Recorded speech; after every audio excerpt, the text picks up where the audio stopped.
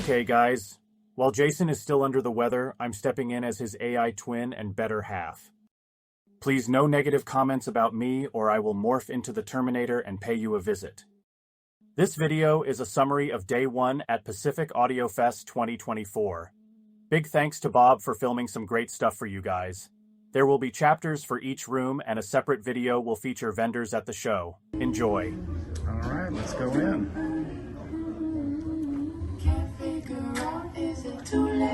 Oh, wow. Too early. Can't figure out, is it too late? Too early. Too early. Can't figure out, is it too late? Is it too late? Is it too late? Early. Too late. Is it too late?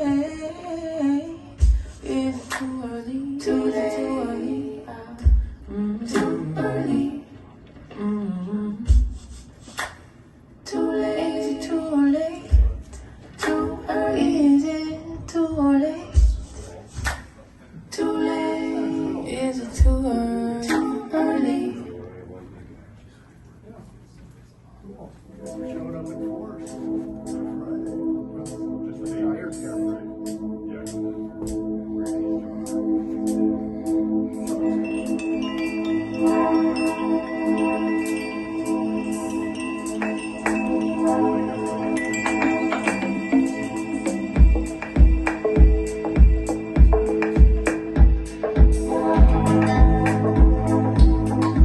Actually sounds pretty good. Okay, how's it going? Good. My name's Terry Gesualdo, and I am Dolce Audio, www.LADOLCEAUDIO.com. And we make DIY components for open baffle speakers. So the designs are free, and you buy the drivers and make the designs on your own with whatever wood you want. So these designs are a little bit different. One, the tweeter is open backed, and we make those and sell those on our website. And then you'll notice here, this is a 15-inch driver, but it's a 9-inch hole. So that's a whole slot. So that loads the driver, and it acts like a choke in a crossover. So it reduces its top end and extends its bottom end a little bit. And then we have this ring slot down here. Some people call that the C slot because it looks like two C's facing each other. Right. And there's a disc here that allows a 1.5-inch ring all the way around the driver. And behind this is a cone. And then that cone it conforms to the shape of the driver and allows more velocity of air to come out the ring of the slot.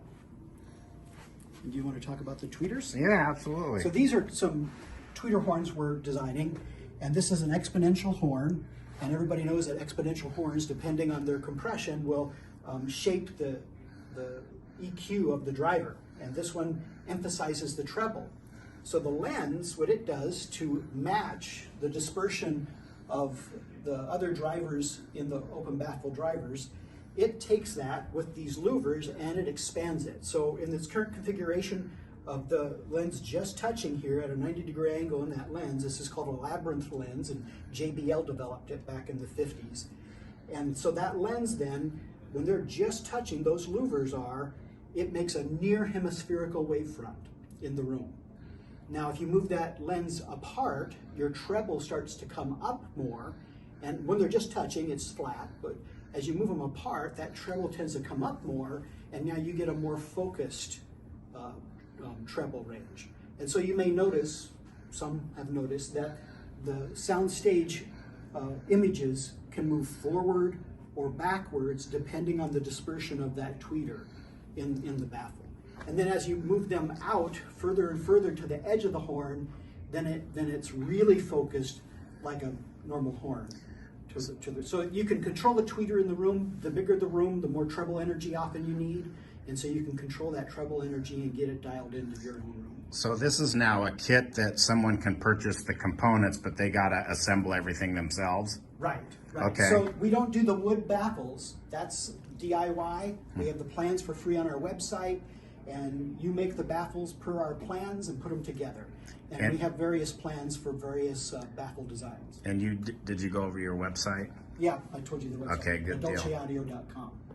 So when you were saying you've got your 15-inch woofer choked down with a 9-inch hole, I think you said it was, does that allow you to simplify the crossover and have less components in it? Exactly. That is a completely acoustical crossover, so you don't need electrical things. So you don't have to deal with phase differences between drivers and things of that sort. Do you still have then a cap to reduce the frequency going to the horn tweeter? Yeah, this entire speaker here has one choke on the 18-inch woofer of 10 millihenries. So that's about 130 hertz. And then you have one cap up here of about 3.3 microfarads, which is right around 6K for that tweeter. And then the tweeter's open back as well. I think we mentioned So that. real simple, and then you buy amp it. Yeah, yes. Well, because we had a room at a show, we wanted to control the bass more, because that's normally the issue that you have with shows. Right. So as a result of that, we decided to buy amp it and have the woofers themselves work off of one pair of monoblocks, 9 watts each. And then we had the mid-range and the tweeter work off of another pair of monoblocks over here, and that's 9 watts as well. Yeah. Very cohesive. Same amplifier running the high end as the low end? Yep.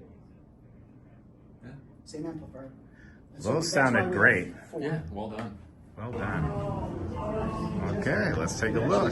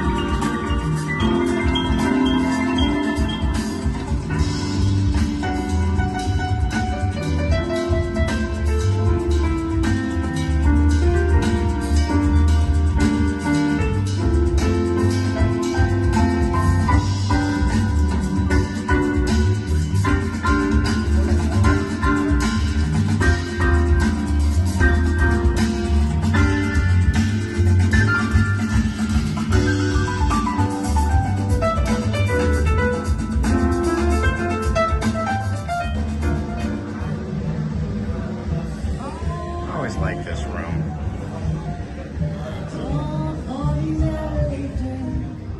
With strangers, well, I usually drink alone. You were so awfully nice to ask me,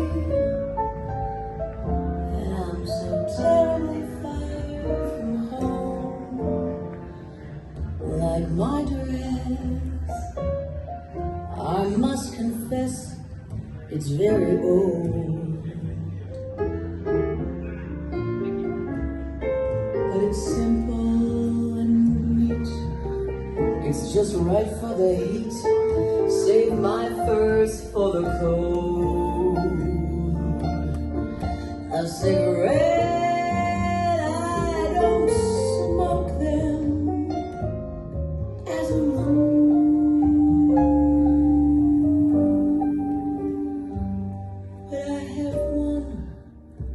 It might be fun with something cool. Okay. I was actually on the plane with this gentleman when he was talking about these in designer stage. How's it going? Well, it's going well. Today we got the note speaker in production, which you see is a Wow. thin loudspeaker, very good sound staging. And now we're upgrading to the grand note speaker, which is like the reference speaker in the range. And these are prototypes. A pair of speakers has 296 drivers in it and has a really amazing omnidirectional sound. And this experimental pair will be replaced with the grand note speaker, which you see on the wall. And this is only going to be 5 inches wide, about 16 inches deep. And it will have amazing dynamics and sound staging. So we're exhibiting here with KLAudio, who make the amazing Magnezar turntable. Yes, look at that. And Peter's just coming into the room at the right time to explain the turntable. So how long have these been in design stage? I talked to you years ago. Yeah, Mark Porzilli made an initial design that looked a bit like that, and it was actually too fragile to ship anywhere. So then we decided to see if we can make it all in one cabinet, and it works, but it's not as good when you get close to the loudspeaker. When you get close to the notes or the previous version, that you still get a great stereo image. Here, because the sound has to wrap around the whole speaker, it's not quite as good. But if you listen to something, you'll get a good idea. Good, let's do it. So we'll put on a reference track from here, and then we'll play you some analog. How? I don't know. Well, we're going to play LP first, and then we'll go to digital.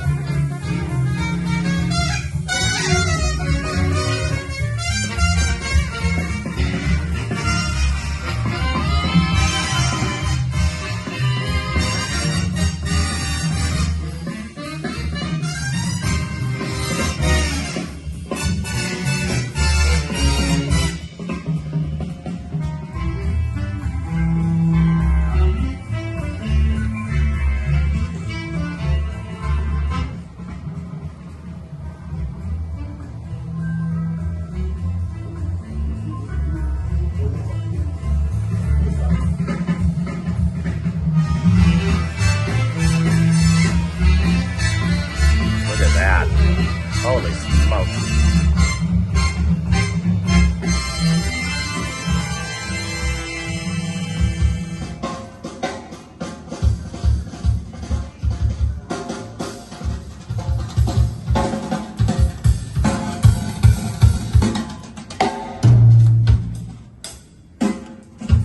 Hello.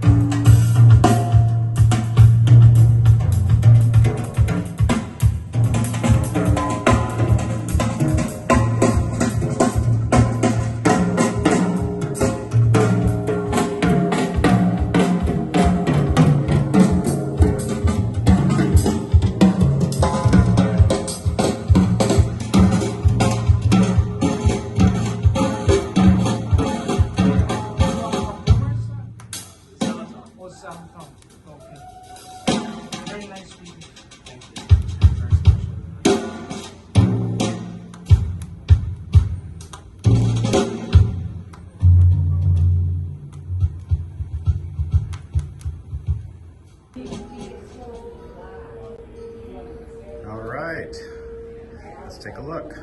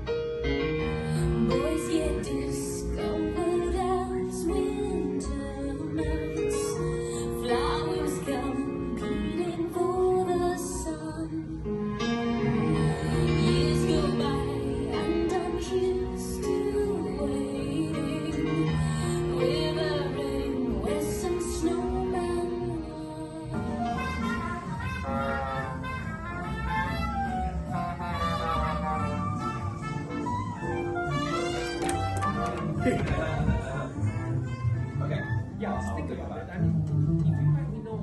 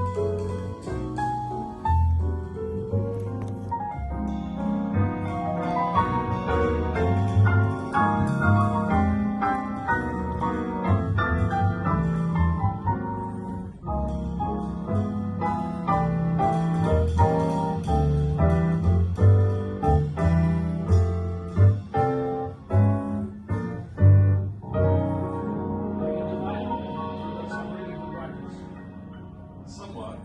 Yeah. yeah, these are